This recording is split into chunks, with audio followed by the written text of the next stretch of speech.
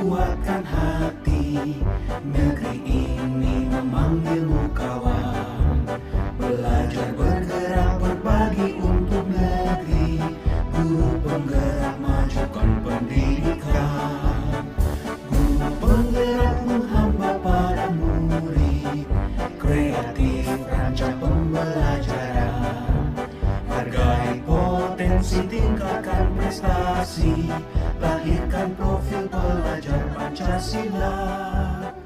Belajar bergerak berbagi. Terima kasih kepada Bapak Kepala Sekolah yang sudah memberikan waktunya kepada saya untuk melakukan diseminasi dan kegiatan kami pada modul 1.4 yaitu budaya positif. Bapak dan Ibu guru hebat semua, juga Bapak Kepala Sekolah. Saya berada di sini bukan karena ingin menunjukkan bahwa saya lebih hebat dari Bapak dan Ibu guru semua, tetapi kami diminta untuk mendiseminasi kembali apa yang telah kami dapat dalam pendidikan guru penggerak, terutama pada modul 1.4 yaitu budaya positif.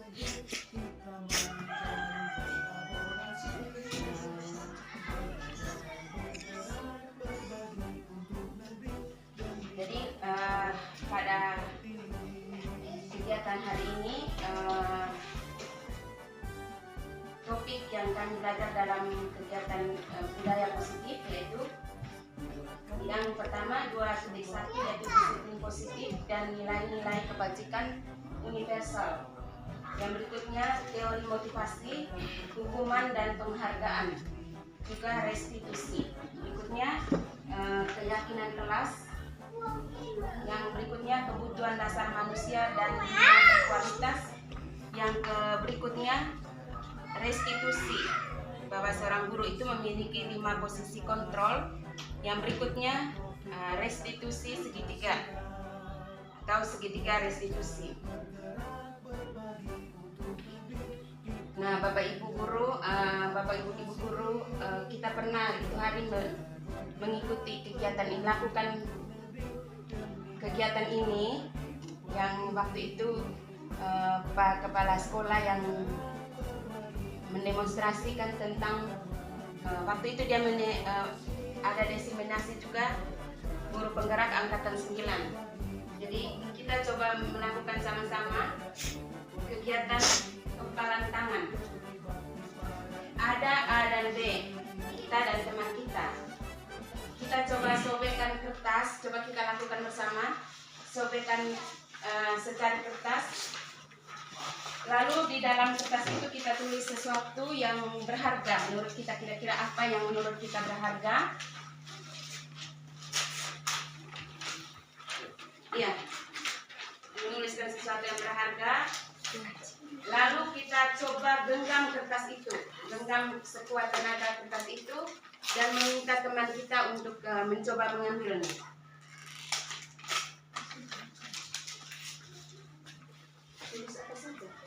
Tulis apa saja yang menurut kita paling berharga untuk kita.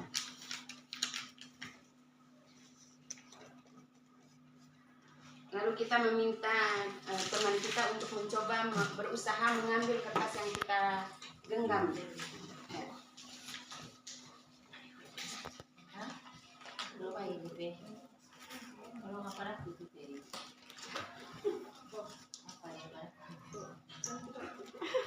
Kita yang pegang kertas berusaha untuk sekuat tenaga agar teman lainnya buka. Ya. Gantian, sama betul ya bersamaan gantian. Maksudnya pegang jangan pegang kertas lah gitu. Usaha buka tangan kita. Aku pegang kertas kita yang Usaha buka. mengambil kertas itu. Tidak bisa. Boleh video mana?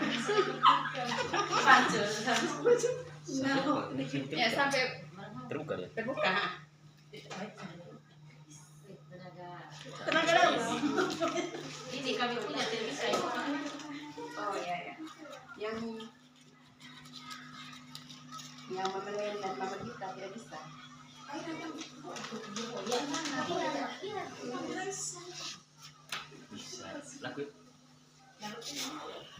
Oh, baby, itu malah nilai buku. Kami ini Pak Guru. Nah, menurut kita apa yang terjadi dengan kertas itu? Apakah ada yang berhasil? Yang berhasil tadi Pak Endik dengan Pak Kapri. Sedangkan yang tidak berhasil Mama Len, Mama Gita, terus Ibu Ancik, Ibu Anas. Ya.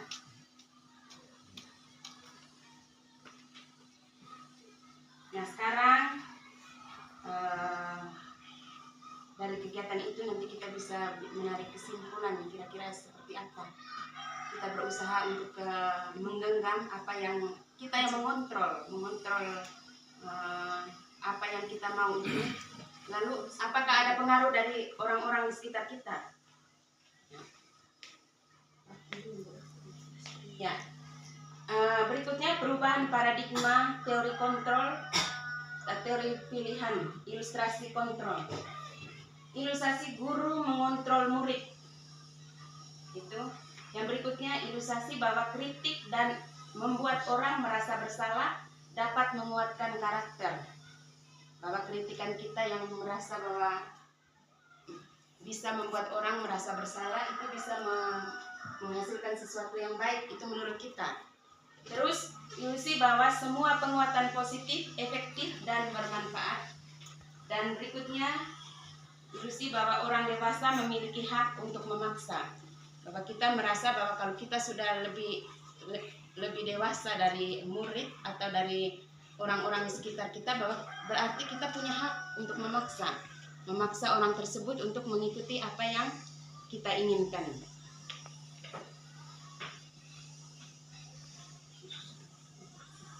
Ya. Lalu berikutnya perubahan paradigma stimulus respon, teori kontrol, teori pilihan. Siapa sesungguhnya yang memiliki kontrol? Itu ada dua teori yang berangkat. Pertama stimulus respon dan yang berikutnya teori kontrol atau pilihan.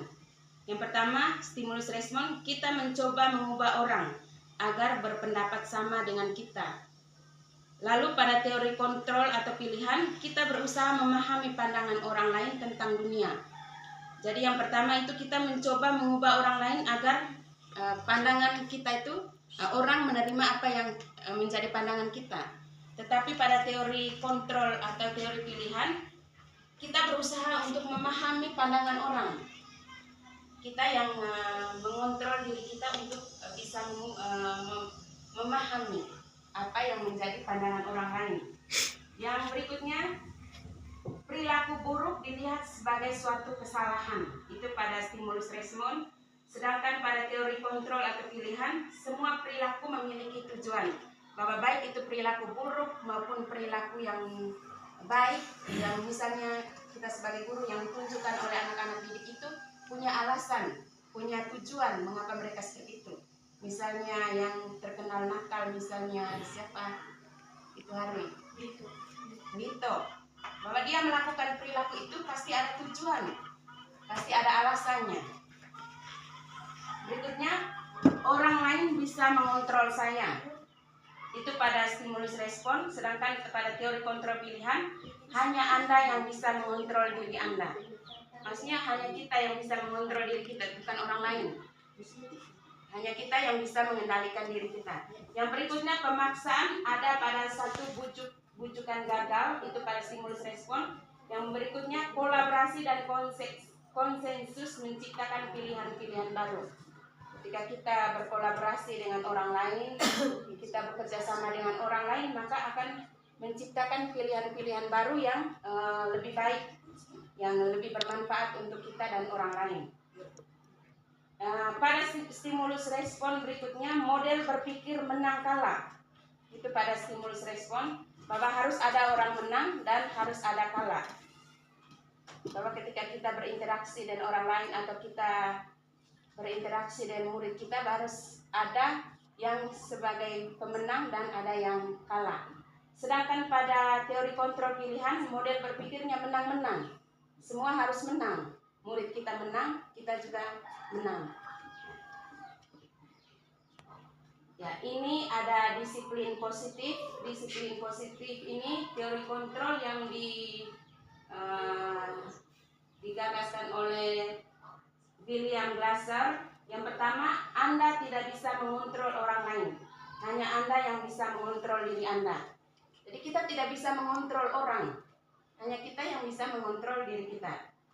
Jadi teori ini bahwa makna disiplin belajar kontrol diri dengan menggali potensi kita agar tercapai tujuan mulia, yaitu sesuatu yang menjadi seseorang yang kita inginkan berdasarkan nilai-nilai yang kita hargai. Yang berikutnya, teori semua perilaku memiliki tujuan. Seperti yang saya katakan tadi bahwa apapun perilaku yang dibuat oleh manusia itu semua perilaku yang dibuat oleh manusia itu ternyata ada tujuan, baik itu perilaku menyimpang, perilaku negatif maupun perilaku-perilaku yang positif. Itu ada tujuan. Itu teori motivasi. Yang pertama, ya maksudnya ada tujuan itu ada motivasi dari dalam diri anak tersebut. Yang pertama, untuk menghindari hukuman. Untuk menghindari hukuman. Terus yang kedua, untuk mendapatkan imbalan. Itu motivasi ekstrinsik. Maksud motivasi yang datang dari luar. Yang berikutnya, ada tujuan yang untuk menghargai diri sendiri. Saya melakukan ini, saya melakukan misalnya saya rajin belajar atau saya berusaha menghafal perkalian karena saya menghargai diri saya. Bahwa perkalian yang saya hafal itu berguna untuk saya. Bukan karena takut misalnya dimarah oleh guru, atau untuk takut dihukum oleh guru, atau untuk mendapatkan sesuatu, misalnya untuk mendapatkan piagam atau mendapatkan juara. Ya. Kita bisa menstabilkan identitas, misalnya Dani, ibu tahu bahwa setiap orang itu punya kesalahan. Setiap orang pernah melakukan kesalahan. Ibu juga kalau berada di posisi kamu, tentu ibu juga bisa melakukan hal seperti itu. Ketika ada teman ibu yang nyontek jawaban ibu mungkin akan memukul teman ibu. Jadi itu. Jadi kita harus melakukan 3 kegiatan itu: validasi kebutuhan, menanyakan keyakinan, menstabilkan identitas, dan menanyakan keyakinan. Pada menanyakan keyakinan ini, kita sudah berusaha untuk membuat anak itu menemukan sendiri kesalahannya, kemudian memperbaiki kesalahannya. Jadi pada segitiga restitusi itu, perbaikan itu bukan datang dari guru, tetapi kita harus mampu membuat anak itu sadar akan kesalahannya, kemudian dia akan mencari tahu, mencari sendiri solusinya. Kira-kira perbaikannya seperti apa yang saya harus lakukan. Misalnya seperti kasus Dani dan Lito tadi gurunya mengatakan, lalu apa yang kamu lakukan untuk memperbaiki kesalahan kamu? Atau bisakah kamu memperbaiki kesalahan kamu? Misalnya jawabannya, bisa Bu. Kira-kira apa? Jawaban Dani, nanti ketika saya bergaul dengan teman atau ketika saya berteman dengan Lito dan melihat Lito menyontek jawaban saya akan berusaha untuk lebih sabar lagi. Saya akan melapor kepada Bapak dan Ibu guru. Saya tidak akan langsung memukul dia. Jadi itu solusinya. Sehingga siswa dia menemukan sendiri kesalahannya. Jadi itu contoh ketika kita melakukan restitusi. Itu adalah contoh. Berbuat salah itu hal yang manusiawi. Itu kata-kata contoh yang dilakukan oleh seorang guru ketika ia melakukan restitusi. Terus yang berikutnya, tidak ada manusia yang sempurna. Bapak Ibu juga pernah berbuat salah. Jadi itu validasi kebutuhan. Yang berikutnya, kita pasti bisa menyelesaikan permasalahan ini. Dani, kita pasti bisa menyelesaikan masalah ini. Coba kita cari sama-sama solusinya. Terus berikutnya, Bapak Ibu tidak tertarik untuk mencari tahu siapa yang benar, siapa yang salah. Bapak Ibu lebih tertarik untuk menyelesaikan masalah. Ketika keduanya berusaha untuk membenarkan dirinya, si A Dani membenarkan bahwa dirinya lebih benar, Lito menyatakan bahwa dirinya yang paling benar, kita sebagai guru akan kata yang kita ucapkan bisa kita katakan ibu tidak tertarik untuk menentukan siapa yang paling benar dan siapa yang salah. Ibu lebih tertarik untuk menyelesaikan masalahnya supaya kamu bisa berteman lagi. Ibu tidak tertarik, ibu tidak mau tahu siapa yang benar dan siapa yang salah. Yang berikutnya, kalau kamu menyalahkan dirimu sendiri terus-menerus, apakah kamu bersikap baik pada dirimu sendiri? Jadi kalau kamu terus-menerus menyalahkan bahwa misalnya Dani, dia sudah sadar bahwa dia salah ketika dia memukul Lito. Guru lalu dia akan merasa bahwa dirinya salah. Tidak ada solusi lagi. Tapi guru bisa mengatakan, kalau kamu menyalahkan dirimu sendiri terus-menerus, apakah kamu bersikap lebih baik pada dirimu sendiri? Ketika kamu menyalahkan dirimu sendiri, apakah kamu suatu saat akan melakukan hal yang lebih baik?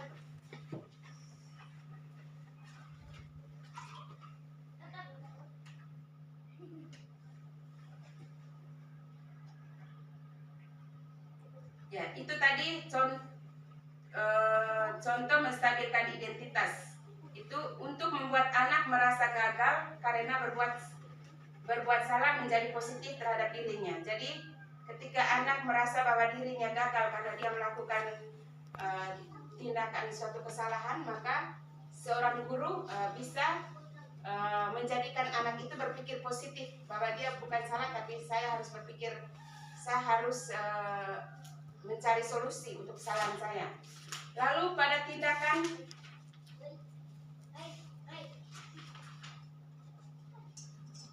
kebutuhan validasi,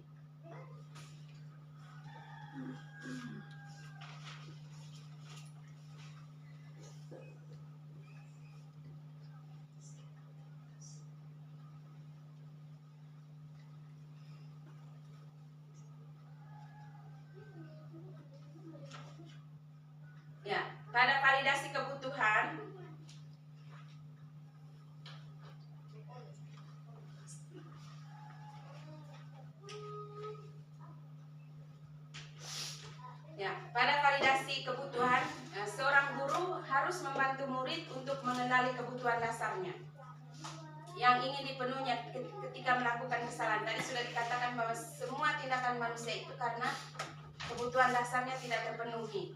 Pada dasarnya setiap tindakan manusia tujuannya adalah untuk memenuhi kebutuhan dasar.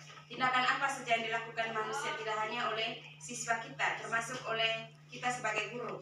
Tindakan penyimpangan yang kita lakukan atau tindakan-tindakan positif yang kita lakukan sebenarnya untuk memenuhi kebutuhan dasar. Jadi kebutuhan dasar itu apakah itu penguasaan, kebebasan, kasih sayang, dan rasa diterima, kesenangan, atau bertahan hidup. Nah, pada validasi kebutuhan ini, contoh kata-kata yang diucapkan guru adalah, kamu bisa saja melakukan hal yang lebih buruk, tapi kamu tidak melakukannya, kan? Misalnya pada kasus Dani dan Lito, Dani, ibu bangga. Tadi kamu tidak sampai memukul Lito, misalnya sampai babak belur. Tadi kamu hanya sampai misalnya sampai kamu hanya mencubitnya saja, gitu. Jadi ibu bangga kamu tidak melakukan hal yang lebih buruk dari itu. Yang berikutnya, kamu pasti punya alasan mengapa melakukannya. Dani, tadi kamu memukul itu, tentu kamu punya alasan mengapa kamu memukul itu. Jadi itu contoh pertanyaan-pertanyaan yang diucapkan guru pada validasi kebutuhan. Yang berikutnya, apa penting bagi kamu? Apakah tindakan kamu itu penting untuk kamu? Atau apakah kamu sudah melanggarkan keyakinan kelas? Keyakinan apa yang sudah kamu langgar? Misalnya tidak menghormati teman, seperti itu. Berikutnya, kamu boleh tetap berusaha menjaga sikap itu, tapi tambahkan sikap yang lain yang baru. Itu contohnya. Validasi kebutuhan. Lalu yang ketiga adalah keyakinan. Menanyakan keyakinan. Pada menanyakan keyakinan ini,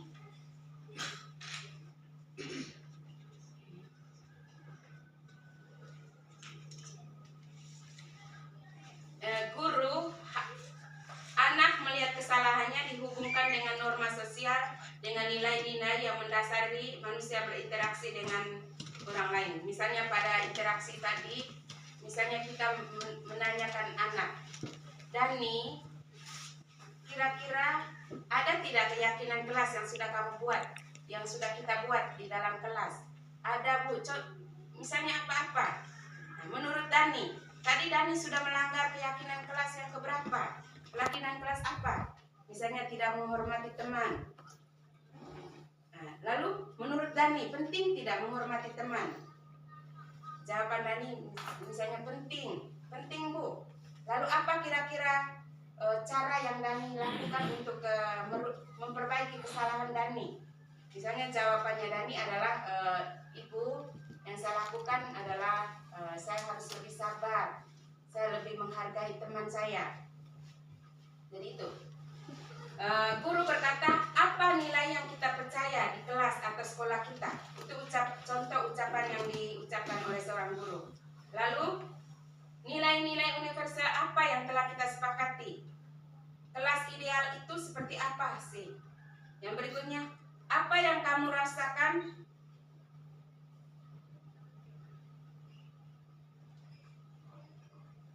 Apa yang kamu rasakan ketika kamu melakukan itu? Kamu menjadi orang seperti apa? Itu yang dikatakan oleh guru. Ketika kamu melakukan ini, apa yang kamu rasakan? Apakah kamu merasa senang atau tidak? Lalu suatu saat kamu akan menjadi orang seperti apa?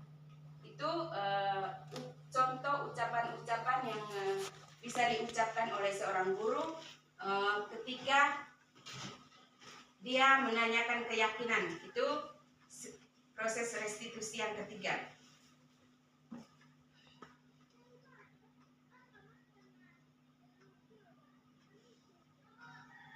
Jadi Bapak Ibu, sekian saja diseminasi budaya positif yang saya berikan.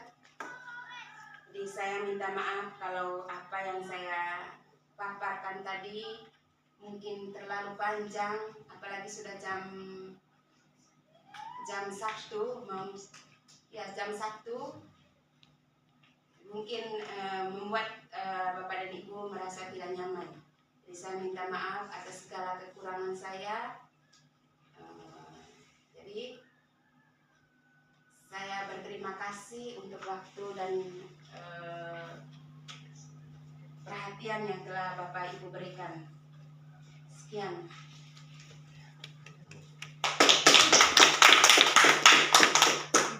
Baik, terima kasih Ibu Lasti yang sudah melakukan diseminasi terkait dengan budaya positif di sekolah. Tentu saja ini sangat bermanfaat dan berguna untuk kita semua. Namun karena memang momennya yang sangat membuat kita merasa tidak nyaman karena waktunya, memang sebenarnya ini bagus sekali ya, menarik sekali untuk kita. Ya, kalau misalkan diseminasi ini dilakukan pagi hari, kemungkinan kita rasanya baik sekali ya, karena banyak hal yang kita peroleh, banyak hal yang kita dapatkan terkait diseminasi ini. Namun karena waktunya yang membuat kita merasa tidak nyaman ya, waktunya ini. Jadi sudah lapar ya, saya harus berada diri ya, tapi tidak apa-apa ya, ini karena memang tuntutan dari tugas ya, tidak menjadi soal ya. Jadi saya juga yakin nanti kalau teman-teman yang lain punya lulus guru penggerak angkatan berikut ya, tetap melakukan hal yang sama seperti ini. Tapi jangan mengambil waktu yang seperti ini nanti kalau selanjutnya. Terima kasih banyak untuk kita semua.